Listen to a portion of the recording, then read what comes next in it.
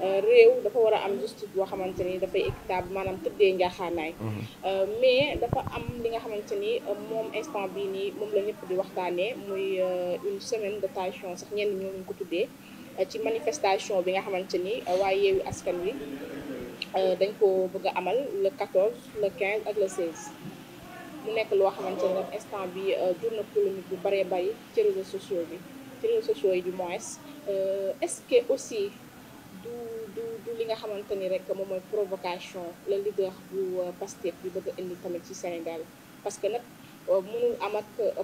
procès ak ki nga xam ne moom mooy Mame Mbaye Niang ba pare bëgg a entamer li nga xam ne lii mooy lii veille bi mu war a dem wuy ji encore te dégg naa sax ñu naan le 16 tamit ñoom it dañuy defar li nga xam ne seen manifestation aussi tamit est-ce que loolu dina indi stabilité ci réew mi. Je pense que vous avez mal formulé votre question parce que je pense que provocation jugewul ci opposition bi wala ci Pastef jëm ci nguur gi je pense que nguur gi ci boppam moom mooy provoqué.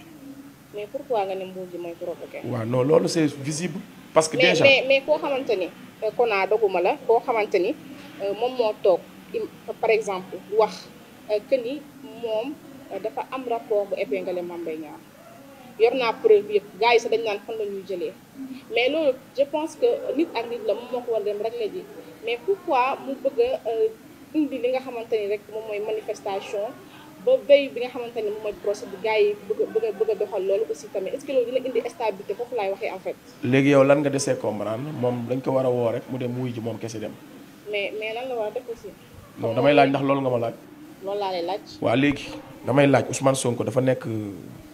citoyen spécial wala dafa nekkul sénégalais wala moom traitement yi ñu koy traité bokkul ak ñeneen ñu leen di traité mais fii képp kuñ fi woo waxuma la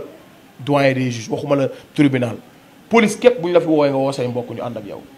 mais pas àdduna non attends mais pas àdduna pas àdduna woo àdduna.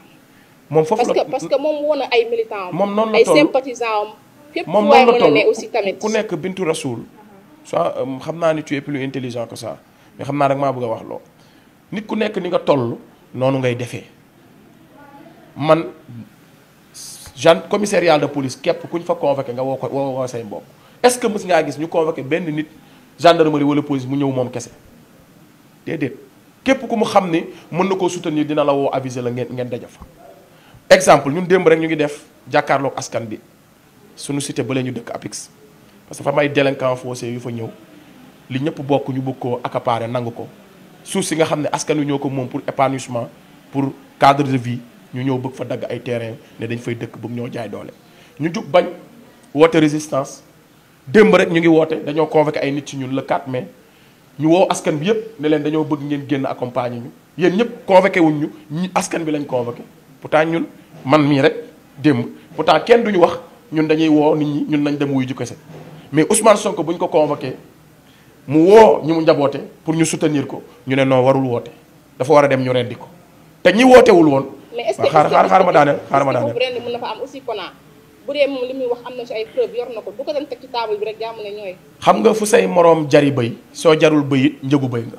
xaw ma ndax di nga dégg fu may waxee. yooyu olof. yow yaa ne man yow yaa ngi mel ni benn nigérienne wala benn française bu ñëw toog fii di wax ak man ku mel ni xamuloo justice Sénégal yaa ma wax léegi justice à deux vitesses la waaye léegi Ousmane Sonko nekk principal opposant wu régime bi nga xam ne ñoom lekk ko rek lañ bëgg léegi Ousmane Sonko na mari na yaramam dem jébbal leen boppam ñu lekk ko mu jeex quoi ñu toog naan yàlla baax na xam nga yéen incha allah xam naa yàlla dina ko génnee du yàgg. non xaaral ma lan la fa mari ne mën a amee ak lekk mën a amee. waa léegi c'est simple comme waa léegi Bintu Rasoul boo ma dégloo rek nga xam fi ma dama ne la fu say moroom jari bëy soo jarul bëyit njëgu bëy nga Khalifa Sall fu mu jaar nekkul woon principal opposant wu Macky Sall mariné wuñ ko dugal ko ci four bi fu mu mujj fi mu toll ne mu ngi daw pour am liberté pour bokk élection te justice boobu noonu moo fi nekk ba tey xanaa xamoo ni Khalifa Sall bi ñu koy jàpp di ko defeere mu ngeen balaanu kiiraayam justice boobu nga may wax ni moo am ci Sénégal député du peuple am immunité parlementaire nga jàpp ko tëj ci kaso te saa nga dindi immunité parlementaire am justice boobu noonu tey Khalifa Sall ne damay rembourser 1 milliard 500 la damay rembourser ñu ne ko doo rembourser kaso ko jëm Sénégal la yoreel 1 milliard et quelque Sénégal la yoreel yorelul Macky Sall yorelul justice yorelul kenn Sénégal la yoreel 1 milliard et quelque ñu ne dañuy rembourser ñu ne ko doo rembourser kaso nga jëm te biñ ko tëjee ba pare je pense que 500 millions lañ ko alamaan waa léegi 1 milliard yooyu mënuñu ko woon jël def ko ci keesu Sénégal bàyyi Khalifa Sall mu ñibbi këram mais amuñu woon bitu récupérer xaalisu Sénégal bitu teekoo bokk mu nekk candidat moo ko taxoon biku nangu ay droits civiques am parce que Macky Sall rek dafa ñemewul opposé moo tax a wax ak ñëpp ne je vais réduire l'opposition à sa plus simple expression waa léegi kooku wax loolu ci penc bi Ousmane Sonko mariné boppam joxe boppam ma ñëwaat du Khalifa Sall kese Karim Wade dañ ne woon dafa sàcc li ñu wax ci ay milliards sax man mënuma ko estimer ñaata milliards la ñu waxoon la Khalifa la doomu Ablaye Wade ji sàcc Karim Meïssa Wade ñu jàpp 27 personnes bind leen ci liste CREI yi tey ñi ci bokkoon te nangul Macky Sall fi mu toll nii ñu ngi am jàmm Aïda Mbodj ci kii ci la bokkoon Aïda Ndiongo Ndiaye Awa Koudou Ndiaye Omar Sarr Ousmane Ngom mais Karim Wade lañ jàpp liquider ko parce que il est présidentiable Karim Wade lañ jàpp liquider ko te neewoon nañ ay milliards yi milliards la yoroon Sénégal ana milliards yi ñëw na ñëwul Karim Wade ñu xëy dugal ko bëccëg kaso xëy guddi génnee ko parce que amuñu woon dama lay leeral que ni justice bi dafa nekk au service de l'exécutif maanaam parce que ñii ma la wax nii yépp ay maanaam foo tax man la Ousmane fu say moroom jari bëy boo jarul bëy njëgu bëy nga fi ñu jaare la ay nawleem lañ ko bëgg a jaalele mu doon léegi nag moom ñooñu dañ ko servir exemple askan wi nag mais est-ce que le trop de communication moom moo ko indi fi mu nekk. waa gis nga l'homme nag est loin de la waa l'homme parce que tamit quoi qu'on puisse dire tey mun nañ ne sax leneen li nga xamante ni mu tudd fi sax amaana comme ni mu ko waxee gars yi mun nañ ko comprendre comme ni mu ko waxee comprendre mais lii dafa nekk loo xamante ni Kona moom moo toog ne yor naa rapport bu épinglé Mame Mbaye Niang ba gars yi dañ naan fan lay jëlee kon yaakaar naa ni fii moom mënuñoo wax ne dañ koo bëgg a saa mais aussi tamit Bintu da ngaa desee comprendre àdduna ba tey diffusion de fausse nouvelle tëjuñu ci kenn Sénégal la ñuy ñëw di tëj nit ci diffusion de fausse nouvelle mais lu ma tax xaaral jàpp ne ku kooku dañ ko bëgg a éliminer xaaral mais Bintu xanaa man li may wax da nga ma déggul mais Bintu xanaa nit ku ndóbin rey sa maam mais Olof Njaay nee na ku ndóbin rey sa maam boo seenee lu ñuul da nga war a daw gisoo exemple yi ma la jox justice bi ni mu liquider les Macky Sall ay opposant politique am principal xaaral mais Bintu xaaral ma daaneel ndax nga comprendre internet yi mën a comprendre maanaam képp koo xamante ni nii yaa ngi nekkoon opposant Macky Sall moo taxaw ñëpp di dégg mu ne je vais réduire l'opposition à sa plus simple expression mais loolu lu muy tekki mooy man du ma am opposition te Macky Sall mënu fi jàpp kenn sans pour autant mu exploiter li nga xam ne moom mooy justice bi te loolu daf ko def ñu gis xam nga ñun nekkul lu ñuy lépp Macky Sall daf ko def ñu gis Karim Wade ana suñu milliards yi mu sàccoon delloo na ko delloowu ko taf teewul dem na parce que loolu du woon but bi dañoo mbubboo loolu pour xañ ko ay droits civiques am Khalifa Sall aussi mooy de mais imaginez tey ñuy wax 1000 milliards ci Alioune Sall ñuy wax 94 milliards ci Mamour Diallo mais 1 milliard et quelque yu manqué ci Khalifa Sall ñu tëj ko 5 ans xaw ma 3 ans mais léegi boo mu bëggee wax fii am na justice na Sonko jébbal boppam ba pare Sonko waxul du dem de. mais mbooloo gi mu wax. waa léegi dama ne la yow mii Bintu Rasoul yàlla tere Hadjibou Soumaré ba mu ko bañ koy woo woon a mbooloo. Hadjibou Soumaré noonu la toll bu wootee kenn du ñëw. non xam nga man c'est que yéen tamit man da ngeen ma xaw ma nag ma bëgg a wax loo Bintu xaw ma man ban problème nga am. nee naa la sama introduction nit ku nekk ni nga toll. noonu ngay defee yàlla tere yow mii suñu la woolu woon képp koo xam ku la mën a soutenir di nga ko woo parce que déjà sax loi bi dafa bañul loolu te on est dans une république loi Sénégal bañul ñu woo la ci yoon nga ni samay mbokk samay am di jàmm surtout nag ngay politicien di homme public xaaral tuuti ngay homme public am nga droit fii Karim Wade bi ñu ko woowee ay nitam topp nañ ko Idriss Seck bi ñu ko woowee ci chantier de Thiès mais këram la jógee convoi bi topp ko ak ay nitam mu dem ba tribunal Khalifa Sall et cetera léegi lu tax mu doon problème ci Sonko déjà on est dans une république loi bi terewul képp ku ñu woo ci yoon nga ànd ak say mbokk ak say am di jàmm ci jàmm ak salaam. waaye léegi lan moo tax ñu bëgg reprocher Ousmane Sonko. d'accord mais loolu il faut que ñun sax ñun tamit ñun ñooy honnête aussi ñu taxaw ñi loolu du débat parce que pour man débat bi gën a am solo lañ leen war mooy lan moo tax justice bi nekk au service de l'exécutif loolu moo war a doon débat bi. parce que justice bi dafay agir au nom du peuple. kon waruñu nangu justice bi chaque jour muy nekk justice bu ñu manipuler man waxuma ko ay magistrats noo taxaw ne j'ai démissionné de la justice qui a démissionné man waxuma ko ay magistrats juge dem moo taxaw ne démissionné wu na ci justice boo xam ne dafa démissionné te justice bu démissionné mooy justice bi nga xam ne agiratul au nom du peuple te justice bu agiratul au nom du peuple kenn waru ko respecter c'est ça ñun waxuñu ko ay magistrats ñoo ko wax. d'accord léegi li nga wax yëpp d'accord naa ko naa mais dama ni boo ma dégg damay Ousmane Sonko kenn newu ko maanaam bu fekkoon ay mbokkam rek lay woo ñu gunge ko foofu y a pas de souci mais dafa woo ay sympathisants ay militants fu waay nekk nañu génn li amoon Mbàkke ku ne gis na ko parce que ñoom dafa am lu ñu tegoon mais dafa am lu mu wax moom Ousmane Sonko autorisation ou sans autorisation damay manifester nguur gi xëccee fële. léegi yow lan moo la déranger dañu rek tey tiraillement yooyu noonu tey est-ce que mënul indiwaat li nga xamante ni moom mooy lu ñëpp di ñaan bañ ko jugaat Sénégal parce que gis nañ dégâts yi fi amoon aussi man foofu laay waxee. Bintu xam naa nag maa bëgg a wax loo rek waaye tontu naa la bu yàgg lan moo tax ngay reprocher Ousmane Sonko loo xam ne yoon may na ko ko droit may na ko ko. c'est que man bugguma non c'est injuste non Bintu comment se fait-il que ngeen di reprocher nit ki loo xam ne yoon may na ko ko wala ñun on n'est pas dans une république ma jox la exemple yi ma la jox yëpp ba tey nga may continuer di laaj naan ma lu su Ousmane Sonko di woo ay sympathisants mais déglu ma moom noonu la toll constitution may na nit ñi pour ku bëgg a dem marche ñu nga dem marche mais tey jii par exemple xam nga tey jii moom dafa ne autorisation ou sans autorisation maanaam tiraillement bu amee est-ce que maanaam du plongé waat Sénégal ci li nga xamante ne moom amoon wala ñoom est-ce que du insurrection boobu nga xamante ne dañ ko ciy woo moom est-ce que du ko gën a indil ay problème maanaam man c'est que Bintu man dama jaaxle à qui la faute à qui la faute moom laa lay laaj waaye daar naa la ko parce que droit de manifester nekk droit constitutionnel Bintu Rasoul nga xam ne ñun Sénégal mosuñu am problème yi dépassé woon nañ lii mooy parti politique opposant principal di meeting ñu ne ko doo fi meetingee loolu c'est inadmissible musul am ci Sénégal Abdoulaye Wade opposant na 26 ans d'opposition kenn musu koo tere mu meeting parce que meeting c'est le minimum dans un parti politique wër ndomba la ñuy def waa Pastef dañu leen acharné xam nga laa bëgg ngeen teg fa débat bi si on est honnête acharnement bi ñu acharné wu ci kaw parti Pastef loolu ngeen war a man pour man bu ma doon journaliste loolu laay laaj parce que acte crime contre l'humanité la acte injustice la xaaral ma daaneel Bintu ñaata doomu Sénégal yu bokk Pastef lañ jàpp tëj ci kaso bi te kenn mënu laa wax lan lañ def jamono boobu l'autre côté ñu ngi wax lu leen neex di def lu leen neex kenn jàpp leen au lieu ngeen dénoncer loolu mais yéen a ngi dénoncer république bu Ousmane Sonko di république mu sax boo ko sësee ci miir mu replier wu Ousmane Sonko réaction lay def la ngeen xool lan moo causé réaction Ousmane Sonko depuis mars de février 2021 ñu ngi koy bundu xataal nangu nañ passeport diplomatique am buy nemmeeku tour ñu ne ko doo fi jaar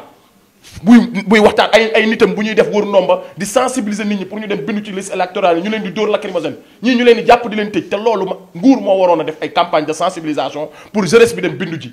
parti Pastef di def don de sang lu tax du ngeen ñu laaj ci loolu parti xaaral ma daaneel Bintu Rasoul xaaral ma daaneel parti Pastef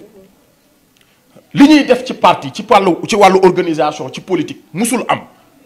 parti Pastef mooy fekk nit ku néew doole nit ku am jafe-jafe wala état tooñ ko dàq ko wala ñu rajo ko ñu dajaleel ko ay millions jox ko parti Pastef mooy fekk li nga xamante ni tey moom mooy ñu ne koor gaa ngi waaj a ñëw don de sang banques yi dañuy manqué sang jeune Pastef yi dajaloo def ay journée de don de sang banque de sang yëpp ñu remplir ko ba mu fees mais kenn du ko wax parti Pastef ñooy def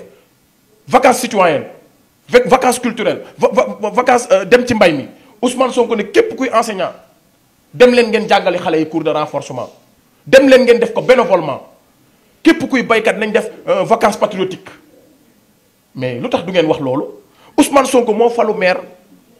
Ziguinchor fekk budget bi 2 millions et quelque demal xool fi mu yóbbu budget bi am nit yoo xam dañoo tëdd seen kër Ndakaaru ñu leen di fay Ziguinchor mu yël yëpp teg ko ci yoon xoolal tey na mu réaliser Ziguinchor génn ànd ak askan bi ne leen fu tali war a jaar nañ bàyyi commerçant yi bu leen lal ci kaw tali yi bàyyi leen mbalit mi ngeen di sotti ci kaw regard yi ndox dafa war a jaar fii mbalit fii la war a dem lii ak lii organiser réguler dëkk bi waaye du ñu wax loolu lan la ñuy wax pourquoi mu wax lii pourquoi mu wax loolu te muy politicien Macky Sall lan la fi Ousmane Sonko wax lu Macky Sall waxul Macky Sall wax fi Abdoulaye on va déloger au palais de la République Macky Sall taxaw ne dañoo gendarme yi dañoo taxaw ñu fël leen jàll Macky Sall taxaw génn askan wi génn leen Macky Sall dafa bëgg a def forfaiture da ngeen a fàtte Macky Sall bi muy gàddu mer gàddoom bi fii place de l'Indépendance da ngeen fàtte Moustapha Niass am 70 ans gàddu xeer Ousmane Sonko gisagum ngeen ko mu gàddu xeer gis nga acharnement bi ëpp na nit kii ñu jàpp ko di ko tooñ di ko toroxal mu mel ni dëkkul Sénégal ngeen bàyyi fa wax ji yëpp nekk naan waaw lu tax mu wax lii état bi nga xam ne moo war a sàmm constitution réew mi di ko jalgati saa yi bu ko neexee du ngeen ko dénoncer préfet bu Mbacké dafa jalgati charte réew mi ngir tere Ousmane Sonko mu def meeting tegu ko fenn c'est loolu la ñu war a déplorer pas les réactions de Ousmane Sonko ndax nee naa la fu say moroom jari bëy soo jarul bëy njëgu bëy nga ñun on est averti Ousmane Sonko dañoo xam fu ko nguur gi bëgg a jaarale askan wi taxaw ne du fi amee. loolu kese la. est-ce que des fois manifestation bu amee du ma ne sympathisant wala militant mais ñi nga xamante ni dañuy wàllu yaan ñëw rax ci lu ci mel ni ay. je pense que vous n'avez rien compris parce que soo nee manifestation bu Mbacké yàq nañ butigu jàmbur yi parce que dañ ko autorisé wul mais buñ ko autorisé jàmmay xew ñetti zémi jaru sax ay zémi du ñëw. mais manifestation da am ci ñu ci yàq dina xam nga. waaw mën nga maa xam nga boo ma posé question ma tontu loolu leer nañ nga bëgg maa sonal day metti dama ne da nga ne manifestation bi am na ay incident parce que dañ ko autorisé wul Bintou Rassoul mais Bintou Rassoul mës ngaa gis manifestation buñ autorisé mu am incident mës nga kaa gis Sénégal amul. kon ñi nga xam ne ñoo war a régner veiller sur l'ordre public ñooñu ñooy semer désordre pour satisfaire exécutif bi léegi ñooñu la ñu war a waxal parce que mosoo gis muy Dakar muy ci région yi manifestation buñ autorisé mu am incident yow mosoo koo gis kon nag ñi ne duñ autoriser manifestation yi bu trouble de l'ordre public amee mais ñoom ñoo ko indi parce que déjà manifestation buñ autorisé wul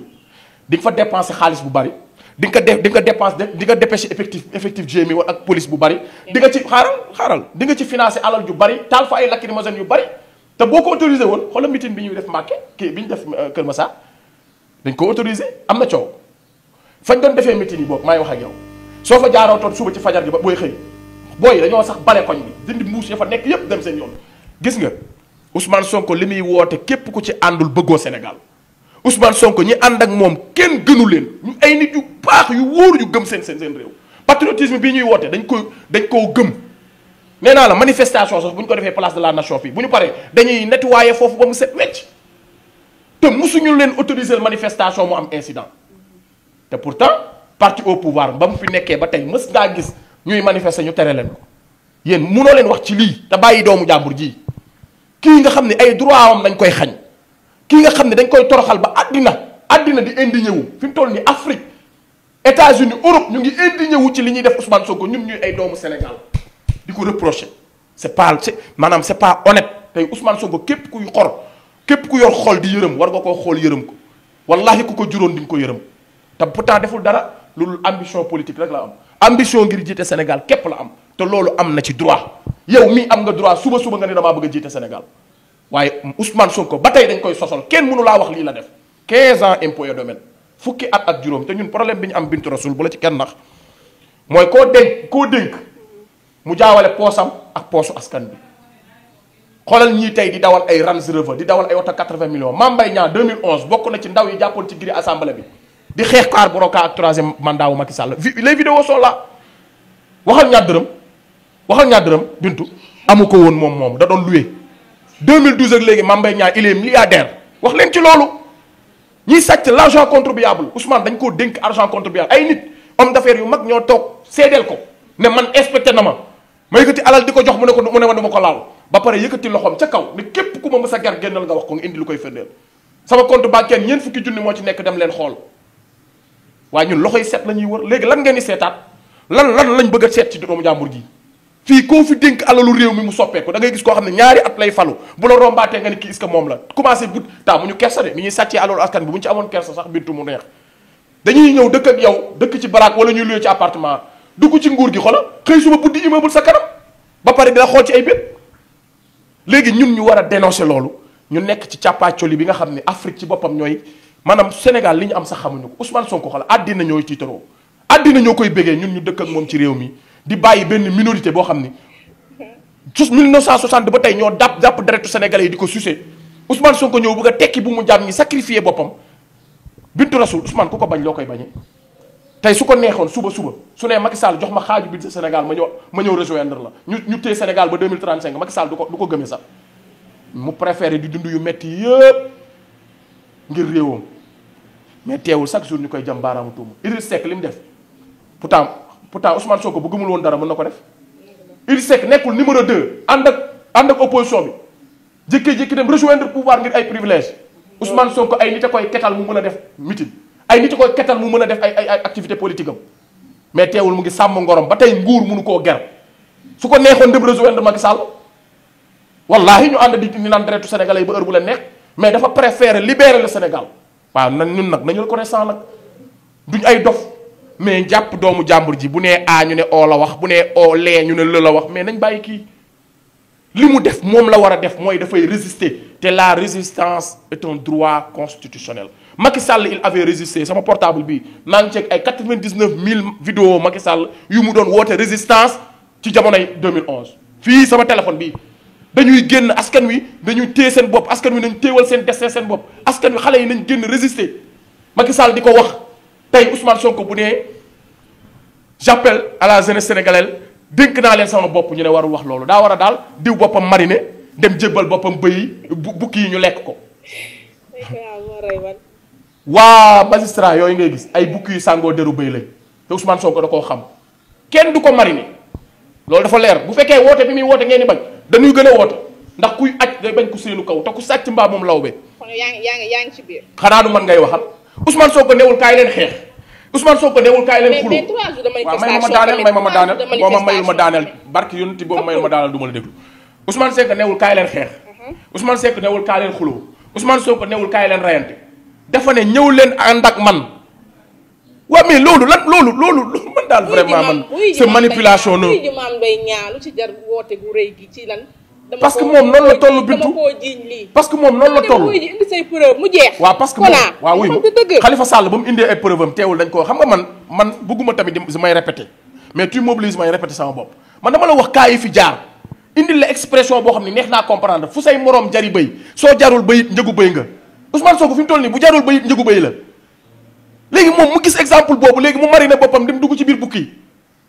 waaw mais attention waay te ñun on est averti information yi ñu am yéen mën ngeen ko bañ a am Ousmane Sonko nguur gi benn objectif la am mooy yàq ay droits civiques am mu bañ a mën a présenté wu parce que dafa présenté wu menace ci opinion ci nguur gu bon gi ak yenn occidentaux yi il est un menace parce que discours bi muy def discours révolutionnaire la te kuy noot buggul kuy révolté wu buggul kuy yee askan wi kuy nelaw kuy dundee say nelaw du bëgg nga yeewu Ousmane Sonko benn péché la am benn défaut la am mooy day def éveil de conscience de masse dafay focus loo askanam ci seen réew nu ñuy doxee dafay focus loo jeunesse am ci l'essentiel Ousmane Sonko loolu xanaa xamoo Ousmane Sonko dafa réussir lu jafe mooy dafa réconcilier la jeunesse sénégalaise et la politique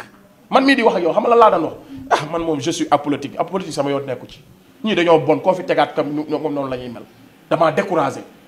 te pourtant 2012 bokkoon naa xale yi doon xeex ngir Macky Sall tey nekk fi mu nekk nii tey mais daf ñu décevoir mais Ousmane Sonko bi mu ñëwee may déglu discours am xanaa amoo 2012